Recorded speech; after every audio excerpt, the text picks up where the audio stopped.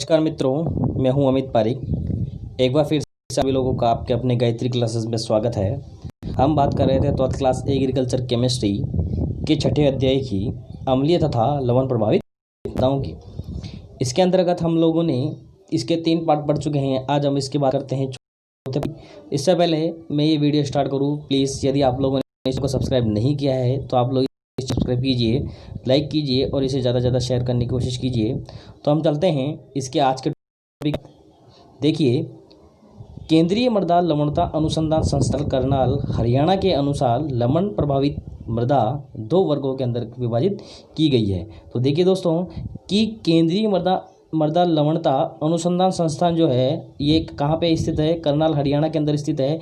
इसके अनुसार जो लवण प्रभावित मृदाएं हैं इनको 2 वर्गों के अंदर यहाँ पे क्या किया गया है? वर्गीकृत किया गया है और इन 2 वर्गों को हम यहाँ पे पढ़ेंगे। तो देखिए दोस्तों, मैं इसको स्टार्ट करूं तो मैं आप लोगों को ये बता देना चाहता हूं कि यहाँ पे एक क्वेश्चन बनता है। क्या बनता है कि केंद्रीय मृदा लवणता अनुसंधान संस्थान कहाँ पर स्थित है? तो यहाँ पे आप लोगों को आंसर देना पड़ेगा करनाल हरियाणा के अंदर ये केंद्रीय मृदा लवणता अनुसंधान संस्थान स्थित है। इसका पहला जो वर्गीकरण है वो है लवणीय मृदाएं। अब लवणीय मृदाएं क्या होती है इसके बारे में हम चर्चा कर लेते हैं। वह मृदाएं जिनमें जिप्सम को छोड़कर अन्य विलेय उदासीन लवणों जैसे sodium, calcium, magnesium, chlorine, sulphate की प्रचुरता होती है, क्या कहलाती है? लवणीय मृदाएं कहलाती है। तो दोस्तों देखिए कि जिप्सम को छोड़ करके मतलब इसके अंतर्गत क्या किया गया है? जिप्सम को नहीं रखा गया, उससे पृथक किया गया है।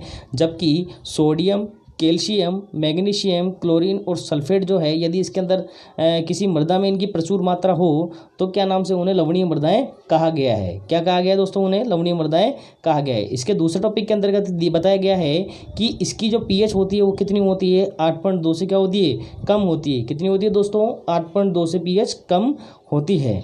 तीसरा जो टॉपिक है वो दिया गया है विद्युत चालकता। विद्युत चालकता के बारे में यहाँ पे बताते हैं कि लवणीय जो मृदा है उनकी विद्युत चालकता कितनी होगी? तो विद्युत चालकता जो इनकी होगी वो होगी 4 डेसी साइमन प्रति मीटर 1 या इससे अधिक इसकी क्या हो सकती है? विद्युत चालकता हो सकती है। तो ऐसी मृदाओं को किस में रखा गया है? लवणीय मृदाओं के अंतर्गत इसको रखा जाता है। दोबारा से सुन लीजिएगा, जहाँ पे DSM-1 जो है इसे हम बोलते हैं डेसी साइमन प्रति मीटर, हम इसे कहते हैं। ये क्या होती है? विद्युत चालकता की इकाई कहलाती है। इसका जो चौथा पॉइंट है वो है सोडियम जो विनिमय जो क्षमता होती है इनकी वो क्या होती है? 15% से क्या होती है? कम होती है। जिनकी सोडियम विनिमय क्षमता 15% से कम हो तो उन्हें भी हम किसके अंतर्गत रखते हैं? लवणीय मृदाओं के अंतर्गत रखते हैं। तो मतलब यहाँ पर ये 4 कंडीशंस आप लोगों को बताई हुई है लवणीय मृदाओं की कि इसके अंतर्गत इन मृदाओं को लवणीय मृदाएं कहा जाता है।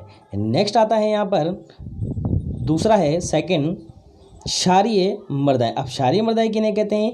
वे मृदाएं जिनमें सोडियम बाइकार्बोनेट, सोडियम कार्बोनेट तथा सल्फेट लवणों की प्रचुरता हो, क्षारीय मृदाएं कहलाती है। मतलब वे मृदा जिनके अंदर सोडियम बाइकार्बोनेट हो और सोडियम कार्बोनेट हो और सल्फेट हो, सल्फेट के लवण हो, चाहे सोडियम सल्फेट हो या कुछ भी हो, तो उनके लवण की प्रचुरता यदि होगी, इनमें अत्यधिक मात्रा में वो पाए जाएंगे जिन मृदाओं में, तो उन मृदाओं को क्या कहा जाता है? क्षारीय मृदाएं कहा जाता है। नेक्स्ट आता है इसकी जो पीएच होती है वो 8.5 से लेकर के 2 या इससे अधिक हो। मतलब कहने का तात्पर्य यहाँ पे ये है कि या तो 8.5 हो या फिर 8.2 से अधिक हो, तो ऐसी मृदाओं को हम क्या कहते हैं? क्षारीय मृदाएं कहते हैं। ठीक है। इसका तीसरा पॉइंट है सोडियम जो विनिमय क्षमता होती है वो 15% या इससे अधिक यहाँ पे मिलती है। मतलब इनके कह सकते हैं कि सोडियम विनिमय जो क्षमता होती है वो 15% से क्या होती है? इनकी अधिक होगी। तो ऐसी मृदाओं को किनके अंतर्गत रखा गया है? क्षारीय मृदाओं के अंतर्गत रखा गया है। और चौथा जो पॉइंट है इसका, वो चौथा पॉइंट यहाँ पे मैं कह सकता हूँ कि इनकी जो विद्युत चालकता जो होगी 4 डेसी साइमन प्रति मीटर से क्या होगी? अधिक होगी। क्या होगी? कितनी होगी? अधिक होगी। तो ऐसी मृदाओं को हम क्या कहते हैं? क्षारीय मृदाएं कहते हैं। ठीक है दोस्तों, तो आगे चलते हैं।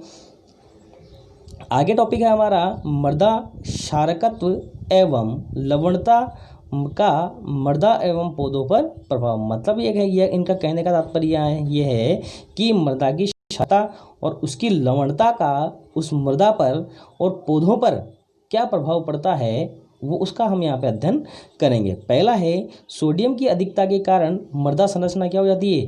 खराब हो जाती है। पहला ही टॉपिक ये है, इसमें पॉइंट ये है कि सोडियम की जो मृदा संरचना हो जाती है वो क्या हो जाती है, खराब हो जाती है। क्यों हो जाती है? क्योंकि जो हमारी क्ले है, कैल्शियम क्ले जिसे अपन कहते हैं, Ca+ जो क्ले है, जो ये मृदाएं क्या होती है हमारे अच्छी होती है। और इन मृदाओं के अंतर्गत क्या होती है, इनकी pH कितनी होती है, 7 तक इनकी pH होती है। और ये अच्छी मृदाएं कहलाती है। इनके अंतर्गत क्या होता है कि अच्छी खेती की जा सकती है। तो इसके अंतर्गत क्या होता है कि यदि इसके अंदर ये कैल्शियम की जगह यदि सोडियम क्ले आती है, तो सोडियम आता है तो क्या होगा कि जो कैल्शियम क्ले होती है ये कैसी होती है, गोलाकार होती है और इनके बीच में रंध्र अवकाश मिलते हैं। परंतु ये जो सोडियम इनके बीच में फंस जाता है और इनके बीच में फंस कर क्या होता है, ये कैल्शियम को यहाँ से बाहर निकालते हैं, जिसके कारण इनकी संरचना कैसी हो जाती है, विकृत हो जाती है। और इसी कारण से मृदा की संरचना यहाँ पे क्या हो जाती है, खराब हो जाती है। दूसरा पॉइंट आता है इसमें, कृषि कार्य करते समय क्या हो जाता है, कीचड़ हो जाता है। क्यों हो जाता है? क्योंकि आप जानते हो कि हम बात करते हैं, हम खाने के अंदर का एक काम में लेते हैं, NaCl हम काम में लेते हैं। या आप लोगों ने क्या नाम से साबुन देखा होगा कि साबुन आप लोगों के या तो बारिश के समय या अधिक ठंड के समय क्या होता है, रखा हुआ रहता है। परंतु उसके ऊपर धीरे धीरे क्या होती है, छोटी छोटी पानी की बूंदे सी उसके ऊपर क्या होती है, जमाव हो जाता है। वो किसके कारण होता है, इस सोडियम के कारण होता है। जिसी प्रकार से आप लोगों के क्या नाम से आप लोग नमक खाते हैं, नमक को देखा होगा कि अधिक वर्षा होने के बाद में क्या होती है, जब नमी वातावरण में ज़्यादा होती है तो सोडियम के कारण ही उस नमक का क्या बन जाता है, पानी बनता है। और ये पानी इसी के कारण होता है कि उसके अंदर सोडियम की मात्रा क्या होगी, ज़्यादा होगी। तो इसी कारण से ये ऐसी मृदाएँ जिनके अंदर से क्या होगा, लवणता होगी, क्षारता होगी, उनमें सोडियम की मात्रा क्या होगी, ज़्यादा होगी। जिसके कारण वहाँ पर क्या हो जाएगा, फटाफट से वो पानी को क्या करते हैं, रिलीज करेंगे और रिलीज करके वहाँ क्या कर देंगे, कीचड़ कर देते हैं। तो ये भी एक क्या नाम से इसमें विकृति होगी इसकी, या इसका प्रभाव होगा। लवणता अधिक होने से भूमि क्या हो जाती है, कठोर हो जाती है, जिससे वायु का संचार भी क्या हो जाता है, कम हो जाता है। क्योंकि हम कह सकते हैं कि जब लवण जो होते हैं ये किसी मृदा की ऊपरी सतह पर जमते हैं, और ऊपरी सतह पर जमने के कारण कुछ मृदा जो कण, कुछ क्या नाम से क्षारीय या लवणीय कण जो होते हैं, ये क्या होते हैं, मृदा के निचले संस्तरों में भी जाते हैं और उस मृदा को चारों तरफ से क्या कर लेते हैं, घेर लेते हैं और उसको क्या प्रदान करते हैं, एक ठोस आकार प्रदान कर देते हैं। जिसके कारण से वो मृदा कैसी हो जाती है, ठोस हो जाती है। चौथा पॉइंट यहाँ पे है, यदि अधिक pH होने के कारण फास्फोरस, तांबा, जिंक, जस्ता और लोहा जैसे जो घुलनशील जो तत्व हैं, कौन कौन से तत्व हैं दोस्तों, फास्फोरस, तांबा, जिंक, जस्ता, लोहा आदि जो घुलनशील तत्व जो हैं, ये क्या होते हैं, घुलनशील एवं प्राप्यता इनकी क्या हो जाती है, कम हो जाती है। क्या हो जाती है, कम हो जाती है। या मैं कहूँ कि नगण्य रूप में ये इसमें मिलेंगे। तो चौथा प्रभाव ये है।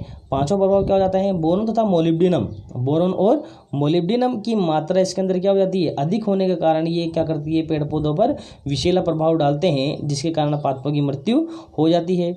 छठा पॉइंट यहाँ पे है, वायु संचार में क्या हो जाती है, इसमें कमी के कारण सूक्ष्म जीवों की संख्या में भी क्या हो जाती है, कमी होती है। क्योंकि जब मृदा के अंदर वायु संचार ही अच्छा नहीं होगा तो सूक्ष्म जीव उसमें पनप नहीं पाएंगे, वृद्धि नहीं कर पाएंगे, और जिसके कारण सूक्ष्म जीवों की जो संख्या होगी वो क्या हो जाएगी, घट जाएगी। और घटने के कारण इनकी क्रियाशीलता कम हो जाएगी, नाइट्रोजन स्थिरीकरण नहीं होगा, और नाइट्रोजन स्थिरीकरण नहीं होने के कारण पादपों को नाइट्रोजन नहीं मिलेगी, और नाइट्रोजन नहीं मिलने के कारण क्या होंगे, वो जो फसल होगी वो बिल्कुल संपूर्ण रूप से क्या हो जाएगी, नष्ट हो जाएगी। एक प्रभाव आप लोगों की ये भी है, और उनकी क्रियाशीलता भी क्या हो जाती है, कम हो जाती है। सातवां पॉइंट इसके अंदर आता है, पोषक तत्वों का अल्प मात्रा में अवशोषण होता है। क्योंकि जब मृदा कठोर हो जाएगी तो उनमें पोषक तत्वों का अवशोषण ही नहीं होगा, फिर क्या होंगे, पोषक तत्व आप लोगों के पानी के साथ में बह करके बाहर निकल जाएंगे। आठवां आता है कि नवीन कल्ले नष्ट हो जाते हैं। मतलब जब ऐसी मृदाओं के अंदर जब पादप का स्फुटन होता है, एक नव पादप का निर्माण होता है, तो उसके जो कल्ले होंगे वो निकलते हैं, और कल्ले भी निकल कर क्या हो जाते हैं, भस्म हो जाते हैं, मतलब जलने जैसे हो जाते हैं, और वो क्या हो जाता है, पौधा भी खत्म हो जाता है, या पौधा भी संपूर्ण रूप से क्या हो जाता है, नष्ट हो जाता है। नौवां पॉइंट आता है इसके अंदर, सोडियम की अधिकता के कारण जीवाश्म पदार्थ भी नष्ट हो जाते हैं। देखिएगा दोस्तों, यहाँ बहुत इंपॉर्टेंट चीज़ है कि सोडियम की अधिकता के कारण क्या हो जाता है, जीवाश्म पदार्थ भी नष्ट हो जाते हैं। क्यों हो जाते हैं, क्योंकि हम लोगों ने देखा होगा कि जब किसी इंसान को या किसी मृत शरीर को कब्र के अंदर गाड़ा जाता है तो उसके ऊपर क्या नाम से NaCl, क्या कहते हैं अपन उसे, नमक कहते हैं, नमक उसके अंदर डाला जाता है। क्यों डाला जाता है, क्योंकि उसकी बॉडी जल्दी से डिकम्पोज हो जाए, और डिकम्पोज होने के बाद में जो उसकी जो हड्डियाँ होगी वो भी क्या हो जाती है, के प्रभाव से, नमक के प्रभाव से भी क्या हो जाती है, नष्ट हो जाती है, और धीरे धीरे फटाफट से वो क्या हो जाती है, उनको संपूर्ण रूप से नष्ट हो जाती है। और यदि मान लीजिए भविष्य में उस कब्र को खोदा जाता है तो क्या नाम से वहाँ पे क्या कुछ भी नहीं मिलता, मतलब उसकी हड्डियों का भी नामो निशान नहीं मिलता।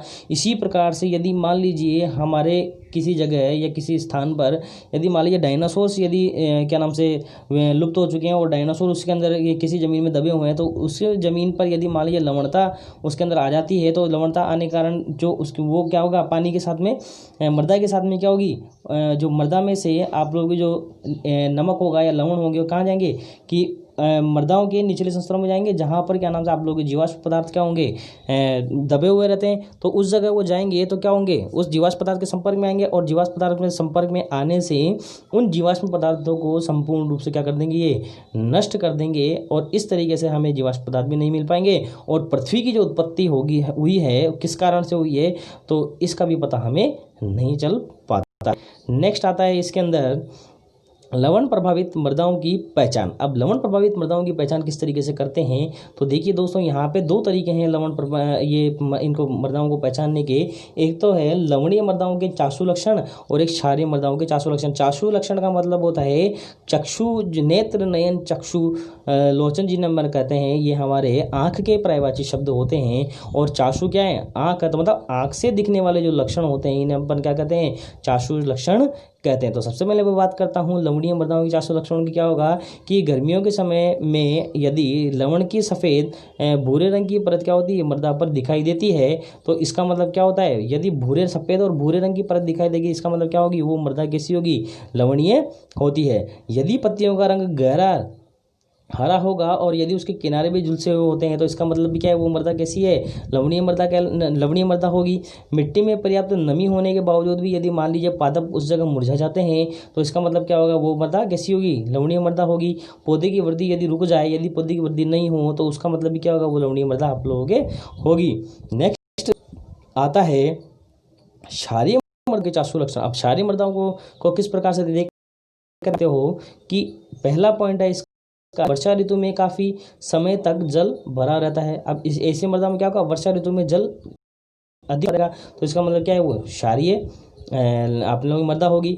मृदा चिकनी हो जाती है तथा जल भरा रहता है, क्योंकि अधिक समय तक जल भरा हुआ रहेगा तो वो जल कैसा होगा, गंदला होगा, बिल्कुल साफ क्लियर उसमें दिखाई देगा। कार्बनिक पदार्थ जल में घुल करके मृदा की सब क्या कर देते हैं, काला कर देते हैं। मतलब जब वो पानी सूखेगा तो मृदा सी हो जाएगी, बिल्कुल काली काली सी हो जाएगी। तो इसका मतलब क्या होगा, उसके अंदर कार्बनिक पदार्थ घुले हुए हैं और वो मृदाएं कैसी है, क्षारीय मृदाएं होगी।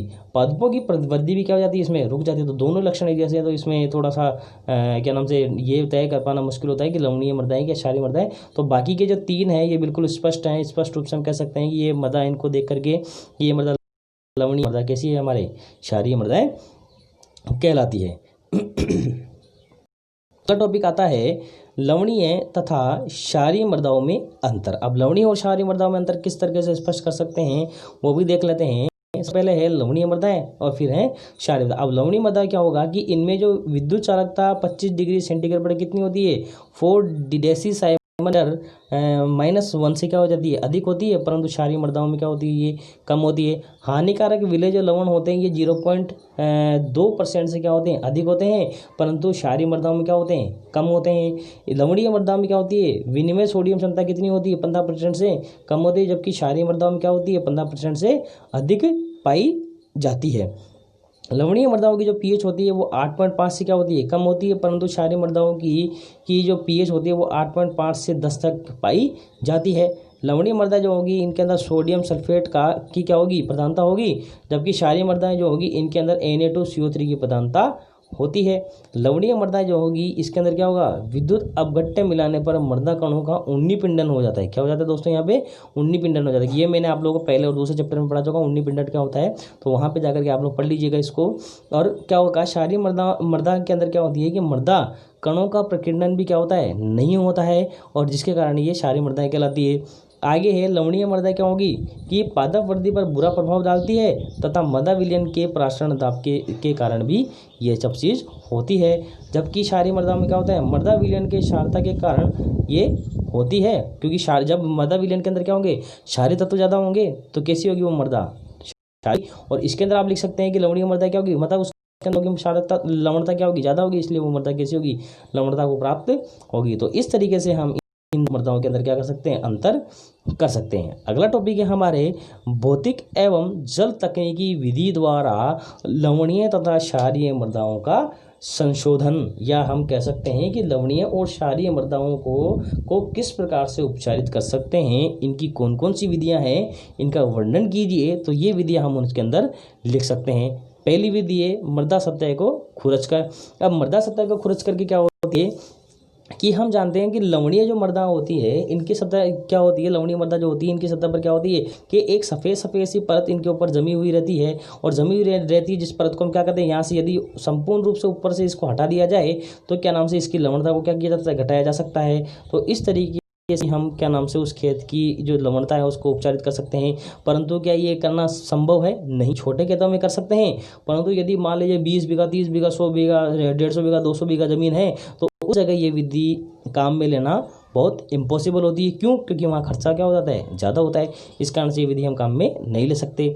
दूसरी विधि है निक्षालन। अब निक्षालन में क्या होगा, इस अभिक्रिया द्वारा लवणों को जल में विलय कर पादप जड़ों से नीचे निक्षालित किया जाता है। अब इसमें क्या होगा वो दिखा देता हूँ मैं आप लोगों को कि किस तरीके से इसको निक्षालन किस तरीके से किया जाता है। यदि मान लीजिए ये आप लोगों का कोई खेत है, अब इस खेत के अंदर हम क्या क्या डाल दें, पानी भर दें। क्या भर दें?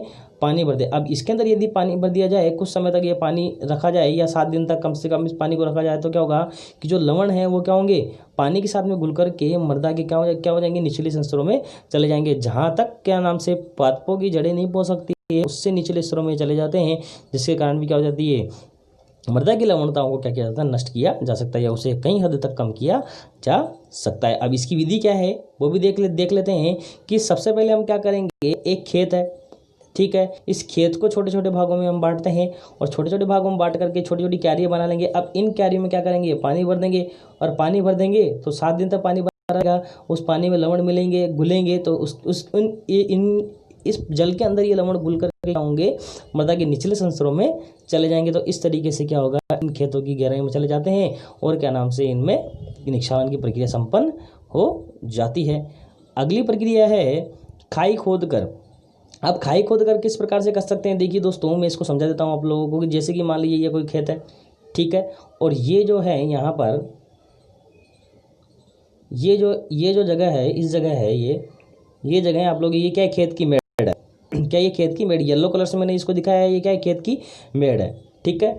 इसके बाद में मैं आप लोगों को बताता हूँ कि आगे हम चलें तो ये यहाँ पर इस जगह हमने जैसे कोई खाई खोदी है, ठीक, यहाँ खाई खोदी जेसीबी से खोदते हैं तो इसकी जो मृदा है हम इस मेड़ के ऊपर डालेंगे, ठीक है।